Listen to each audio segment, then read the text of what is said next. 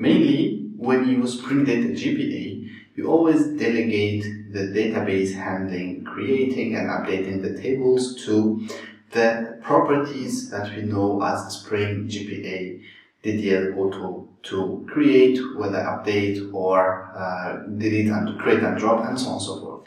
But when it comes to production, do you think is this always the best solution or the good way or the best way to do this, or to leave this, or to give Hibernate the full control of our table?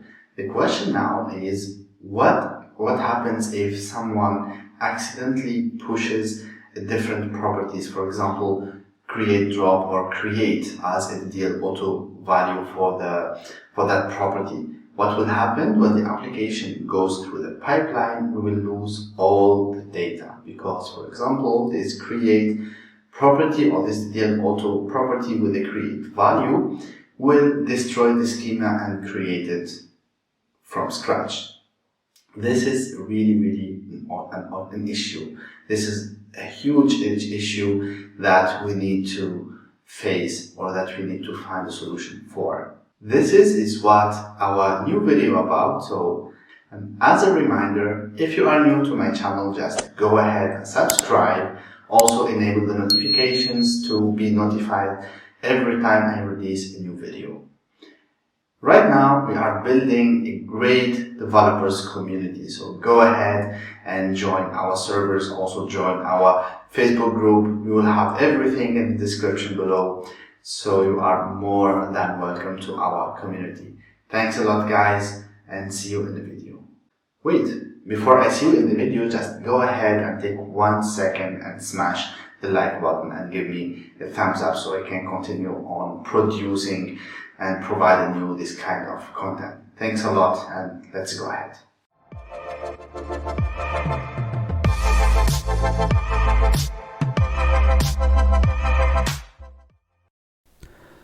Before we start coding, let me first explain or give you some examples on how or why we need to use database migration. The first use case is when you work or when you are in production, never delegate database management to your application. Why? Because mistakes are human, or mistakes, they come from human beings. And if, for example, one developer by mistake or the administrator by mistake, he just changes the DDL auto property to create or to create drop or to drop or whatever, in this case, you risk losing all your data, all your customer and application data. And this is really dangerous. So this is the first case. The second one, imagine you want to insert some data or you want to update some data.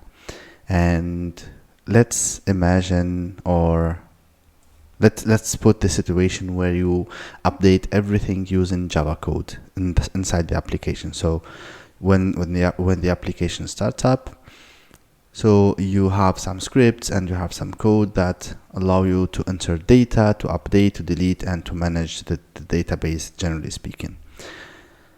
So if you want, for example, if you have a referential, or if you have some static data, like let's say categories or something like that, and you want to update or to insert new data or to update some texts inside this table and so on and so forth. So what you do in the classic approach, you need to redeploy the application. You need to do all the updates and redeploy the application. And then you have also to manage if this is the release date or not, if this is environment, dev environment, prod, and so on and so forth. So what is the solution now for this, or for all these cases? Like, the solution is using a database migration tool.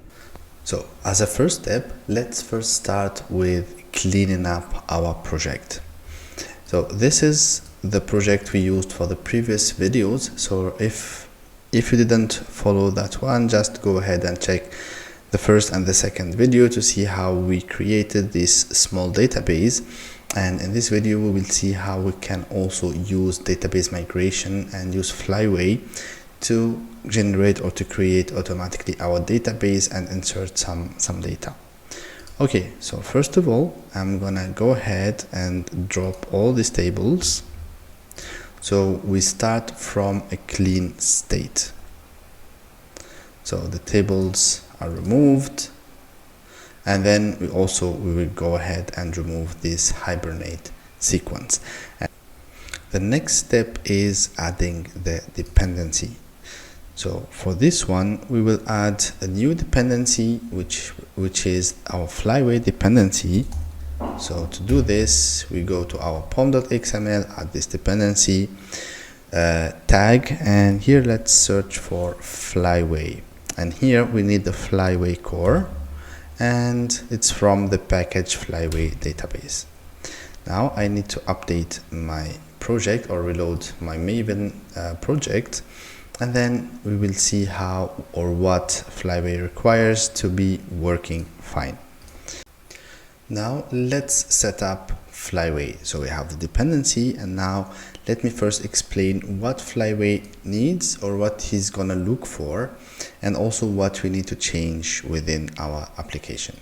So first of all, Flyway will look for a folder called db, and inside that folder he's gonna look for a file called, not a file, sorry, but he's gonna look also for a folder called migration. So he's gonna look for something like that.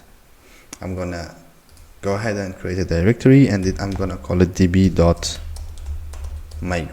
So by default, when the application starts and we have Flyway enabled, he will by default look for this db.migration folder. And inside this db.migration folder, we need to provide some SQL file. So I'm going to create something like that just to explain to you. So this is what Flyway needs. He needs SQL files here, and then he will try to execute them one by one depending on the history or the Flyway migration history. So this is something we will explain it in details.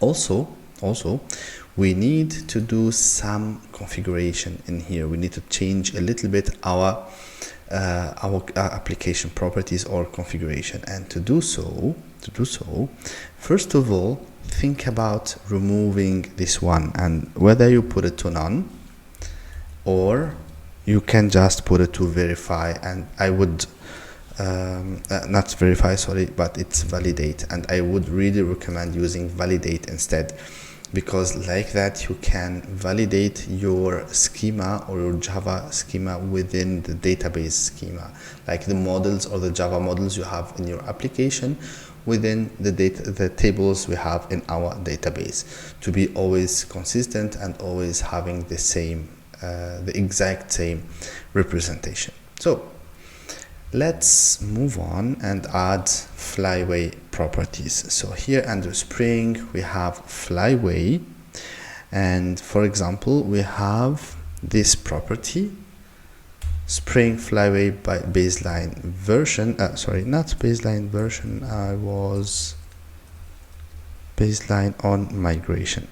So this one, let's see the documentation of this.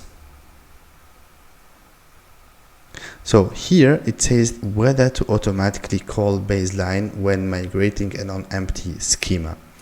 So this property, we need to set it to true. Let me just clean the code a bit.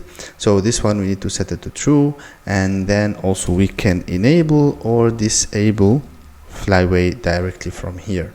So by default it's true. So here, by default it's true, the default value.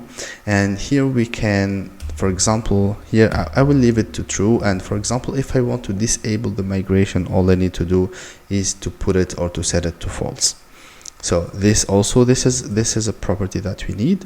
And also Flyway needs the password and the login of the database, like we provided here, the username and password. So we need to provide them also in here.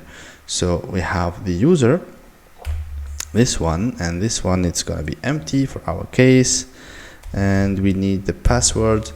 and it's also empty for this case, because as I mentioned before in the previous videos, that for my database, when I set it up at the beginning, it was not I did not provide a username and password. All right, so now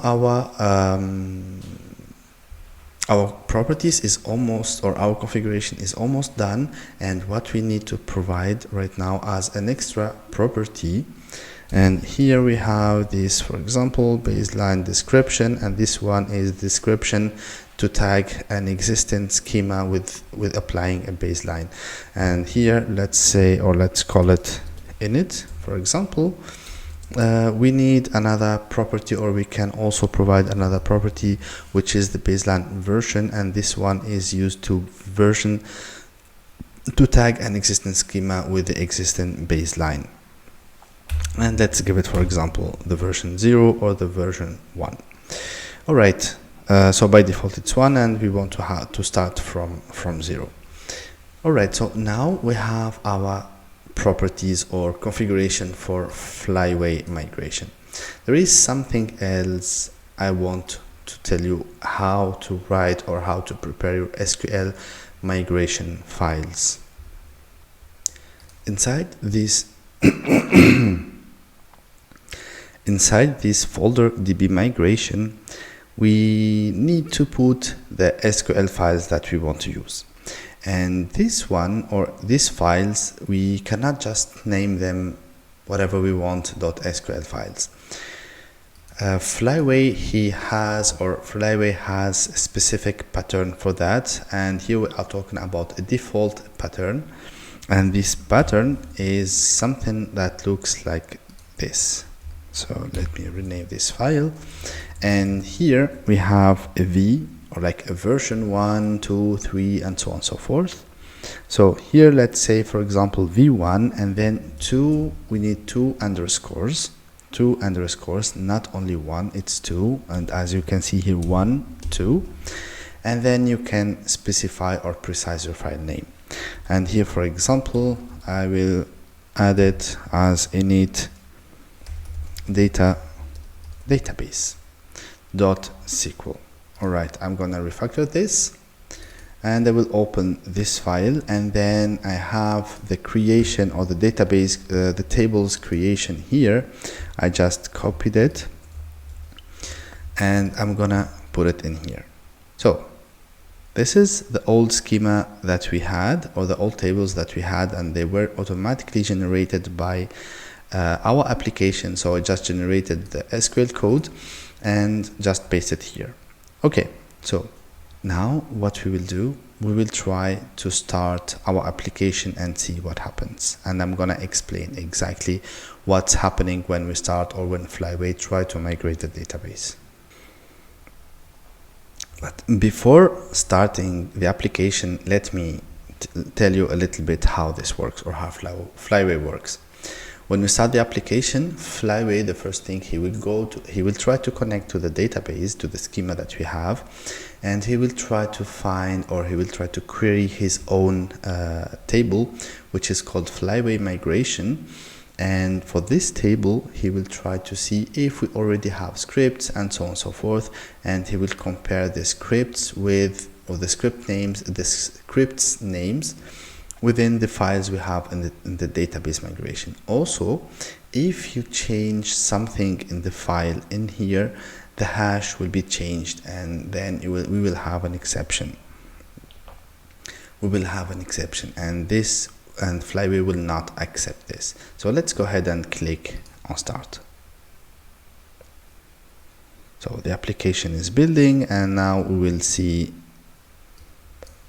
what will happen here. So first of all, we had an exception because, let me explain this. We have a Flyway initializer defined in class, blah blah blah, and let's go. Okay, so here we have no PostgreSQL username specified in startup packet. This one you can fix it by just, in my case, as I mentioned, because I don't have a username and password, so I will just leave them empty, or I will just comment out this username and password, And now let's see what will happen again. So here we have error creating bean entity manager and so on and so forth. Why? Because we have a schema validation missing table address. And here let's go ahead and check our database first. Let me refresh this one here and see if we have the tables or not. So here we only have this Flyway schema history, and this is what I told you about that Flyway is gonna use. So Flyway will use this v1, will use this database migration folder, and inside it he will try to put all the history. So let's check what did we miss in here. So the issue was that we have this, when we created this folder, we just named it db.migration, and this is not like the packages when we create a db dot, like a name, first one dot and then the second part. He will not create the hierarchy for it. So what to do is just rename the folder, create a first folder, call it db, and then inside that one create a second folder and call it migration. And here you can just go ahead and move this v1 init database inside or into the migration folder, and IntelliJ will automatically display the name like that. But if I try to rename, as you can see here, I have only the migration folder.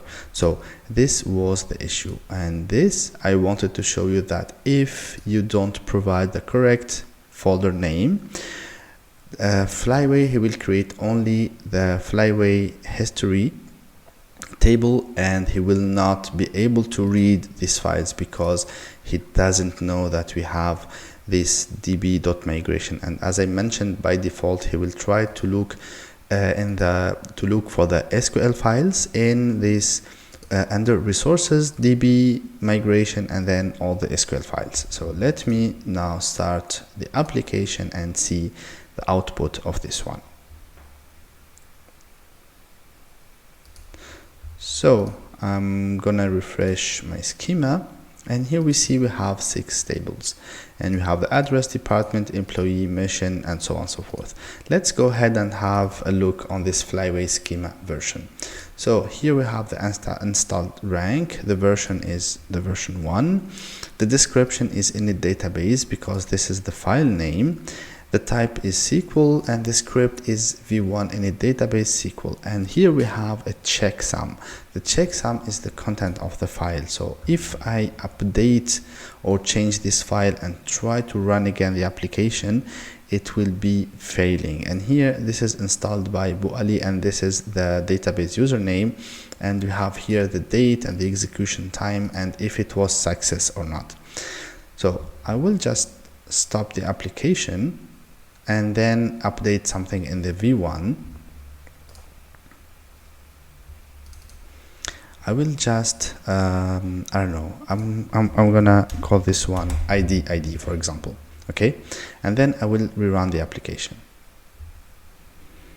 So I'm gonna go ahead and click start, and let's see what will happen, if this is gonna work or not.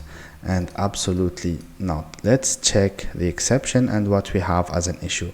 So here we have error creating bean with name Flyway initializer, and here you can see that we have a migration checksum mismatch for migration version 1.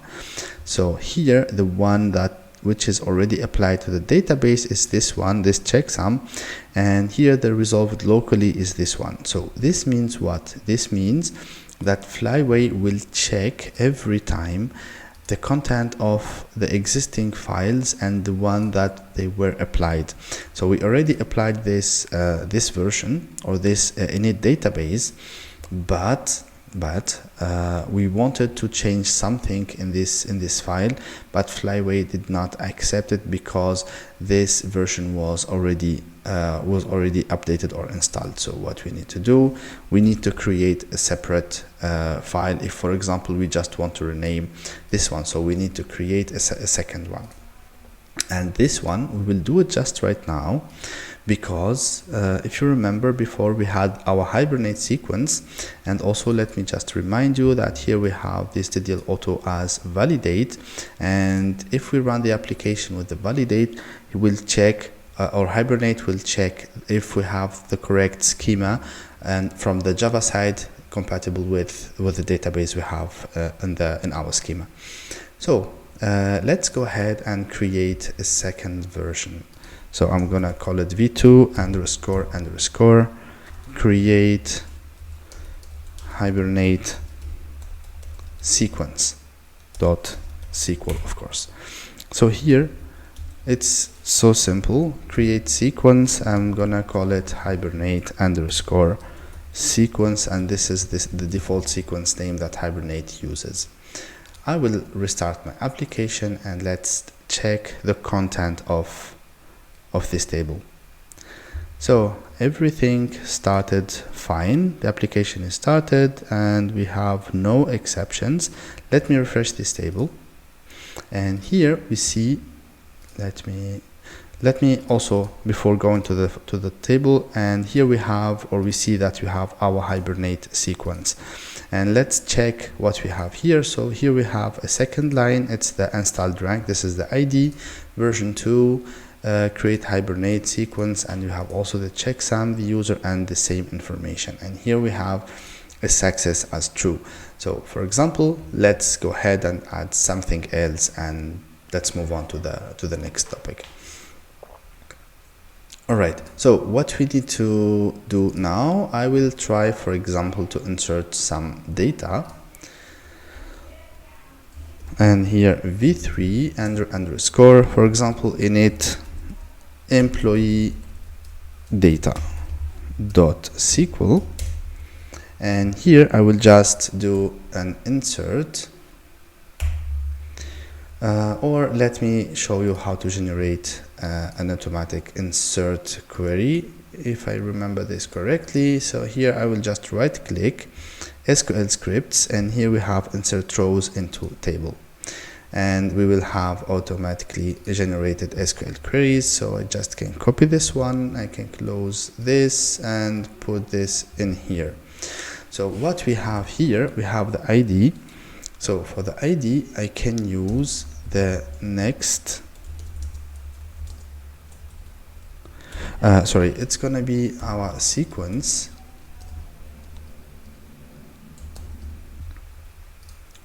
No, not the sequence directly, but we have a method called nextVal from Hibernate sequence. Yeah, exact. So this is how we can insert data. Here for the birthday, let's say current date. Also we have an email. I'm just gonna give you my email in case you need to contact me at gmail.com. I will just inline this. So next one, first name Ali, last name Bu Ali. I'm gonna try to make this a bit faster. The role, let's say for example role admin. Of course I'm an admin. And here let's check first name. Okay, we have the identifier after this one. Okay, so this is the first, wait, so this one's the ID, date. Okay, so this is the date, email, first name, and then we are missing the identifier. Okay, I'm just gonna call it like that. And here we have role admin, and the address ID we can leave it empty, and department ID we can also leave it empty, and we just need to remove them from here. Alright, so this is our init script. I will rerun the application and see if this is gonna work or not. So if this is fine, or if this is gonna work fine, and also if our SQL query is correct, we should see some data in our employee table. And here we go. So here we see that we have the information of the data we just inserted. So if you want to have, for example, insert some initial data into some tables and have this data, you can do it in this way. So this is the easiest way, or the simple way, to use Flyway migration. If you want, guys, if you want me to explain a more detailed and a more advanced way of using Flyway migration, like just an example, changing the file patterns using Java for migration instead of SQL, also changing the default configuration of Flyway using Java and annotations and so on and so forth, just let me know in the comments, and I will do this, or I will create a specific video for that. So thanks a lot for watching, and don't forget to hit the like button and subscribe if you are new to my channel, and see you in the next video.